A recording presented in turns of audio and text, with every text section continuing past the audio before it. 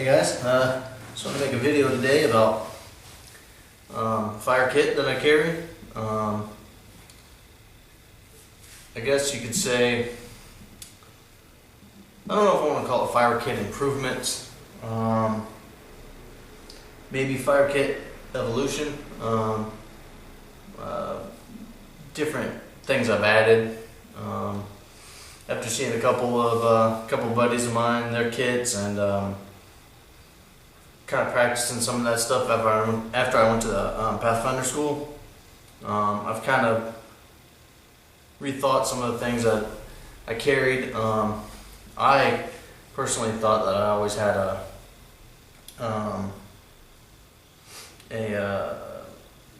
I guess a lot of redundancies in fire. But then after seeing some other guys' kits, I realized that I had some redundancies, but I didn't have as many as some other people. And fire is pretty important to me. You know, I like being warm. I hate being cold, really, but I like being warm. And I like cooking over a fire as opposed to, you know, charcoal or whatever the case is. But we'll just speak about necessities, and fire is a necessity. So, I guess we'll go ahead and start. I think I'll try and work this from the basics and then go up the ladder, I guess. So, obviously a lighter. I rarely ever use this. I try to practice skills and don't really use this at all. What we did learn in class was you take some duct tape. I'm sure any duct tape will work, but we used Gorilla brand duct tape. Pull off about, I don't know, 2-3 feet. Get a, I don't know, maybe a ball a little bigger than a golf ball, maybe a little bigger than a golf ball, a little smaller than a baseball, and you can light that with your lighter, and that stuff will burn, you know, 7 or 8 minutes or so. And we got some fires started like that, especially when our bird's nest and tinder was kind of damp because it had rained and stuff like that. So pretty amazing stuff. It burned, like I said, for 7 or 8 minutes, and it allowed the other stuff to dry out and then catch on fire. I wouldn't do this all the time. In fact, I probably wouldn't do it unless I really needed to. Really needed to get some you know, a certain fire going. Especially if the wood was wet or something like that. Because if you're using a bunch of tape every time, you're just using up resources. So if you, and this is $10 a roll or $11 a roll or whatever it is. So if you're just constantly using tape to start a fire, it's, I don't know.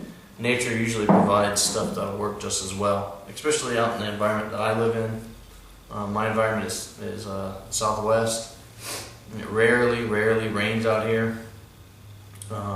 So for me, it's a blessing in a way, because everything's always dry. Everything's bone dry 99% of the time. Not to say that I shouldn't practice for wet conditions, but 99% of the time it's dry out here. The grass is dead, the grass is dry, there's dead branches everywhere. So there's that, lighter and that. Next thing, I guess, that's always with me is belt knife. And I just, I didn't have a ferro rod holder that came on this, so I just took some Ranger bands and put a ferro rod right on there. So that's number 2. That's probably my preferred method. Okay. Let's put this down here. Move that down there.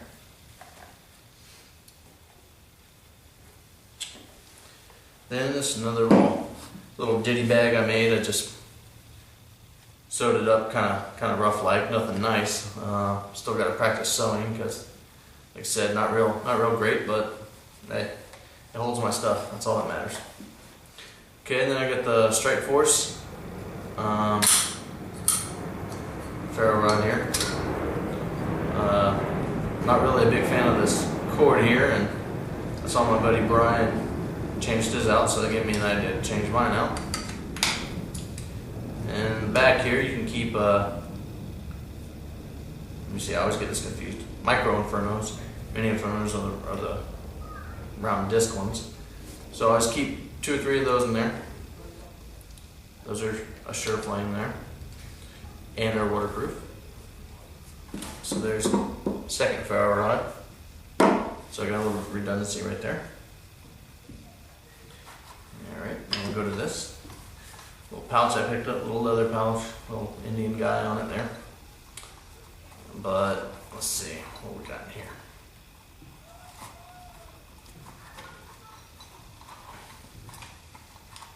Okay, we got, let's see, 1, 2, 3, 4 pieces of fat wood that I got from Dave's website. I haven't found any deadfall pine around my house yet to actually harvest some of this stuff, so I wanted to get some, test it out, and get a look at what I would be looking for in, out on my own in nature.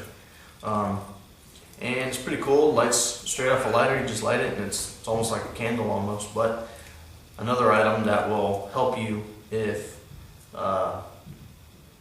you have marginal tinder. It's wet. It's not really, not the best of stuff. Anyways, so a couple pieces of fat wood. And we got some flint and steel.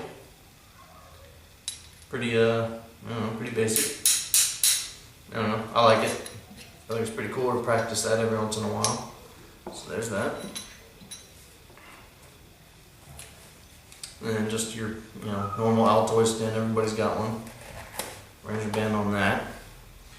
And honestly, what I did for this was I had probably about 15-20 feet of jute twine, and I added a big hunk of steel wool. Probably don't even need that much. I just shoved it in there, and then I got charcoal. Now, I used to just keep charcoal in there and my Fresnel lens, and I would throw the lighter in there as well. But like I said, since I went to the class, kind of learned a couple different things. We learned that the steel wool will take a spark right off the ferro rod, and I thought that was pretty neat. So, and everybody's seen the TV shows where you can do it with a battery, which is pretty simple enough. My wife did it in the kitchen the other day just to see if it would work for her. So there's that. So a couple different additions, like I said, to my Altoid tin was the jute twine and the steel wool.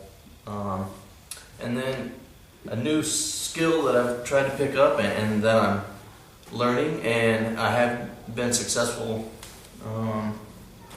3 or 4 times getting embers and getting a fire going, is the bow drill. So this wouldn't be something that I would carry all the time. I wouldn't put this in my pack all the time, because I think starting fires with sticks is it's pretty hard, and I'm doing it in a controlled environment in my garage with store-bought materials. I mean, it's just a piece of poplar, and this is a wooden dowel rod, and this is a piece of willow that I got from out at one of my personal spaces that I go to, with some bank line wrapped around it. But if you're going to do primitive fire with sticks in nature, I think that should be a necessity, like last option type deal. Is it a good skill to master? Sure. Or I wouldn't say master, because it's really hard to master it. I've seen even guys that are extremely good, and I've seen do primitive fire several times, have trouble doing it sometimes. And I've done it, and then there's been other times where I've tried it and I couldn't get it. So I have seen with my own eyes people fail at getting it, even though I know they can do it. I've seen them do it before. Just one of those things. So to me, like I said, it's one of the last option type deals. It is a good skill to practice and learn. Also, if you're doing this out, in nature, it burns a lot of calories. I mean, it's pretty hard. If you had to, make your spindle, make your fireboard, make your bow, and then carve it all down and practice your skill, or even if you're not practicing, if you're trying to get a fire started, it's going to take at least 45 minutes to an hour, for me anyways, at a minimum. It's pretty hard. I'm sure there's guys that can do it faster, that could probably make a set no problem. I'm not at that level yet. So for me, if it took me 45 minutes just to get an ember going, and that's not even a sure fire, that's just an ember, then I mean, that's a lot of work for just an ember. And you're burning calories like crazy. Energy, and that's why I carry all these other things, because I can start a fire with every single one of these things, fairly simple, and then if I had to, it would move on to this. Like I said, I wouldn't carry that every day, but like I said, it is good to practice your skill, no doubt. So like I said, I just wanted to go over some I think are improvements to my fire kit, some redundancies that I carry, and just overall the evolvement of my kit. Evolvement to me can be adding things or taking away things also. As far as my fire kit, I've added some things. As far as my personal kit that I carry every day, I've actually decreased some of the stuff just because I thought it was getting too heavy, especially carrying it over a 3 or 4 day period. But other than that, I like where my kit's at right now. If I don't have the urge to go buy something, or I don't have the urge that I need something, then I think my kit is doing okay at that point in time, because that means it's served me well, that I have no issues with any of my gear, and that I feel confident enough to go out and I can survive off that. Or not even necessarily survive, but go have a good time for 3 or 4 days and hang out and be comfortable, So, with that being said, like I said, I just wanted to lay this out and kind of get a little idea of some new things I've added and stuff like that. So, thanks for watching. Appreciate any comments or tips or views, or if you guys agree or disagree, just let me know, and we'll compare, and it's all about learning for me. By no means an expert. I'm in my infancy in learning this stuff, but always ready to learn new stuff. So thanks for watching. We'll see you next time.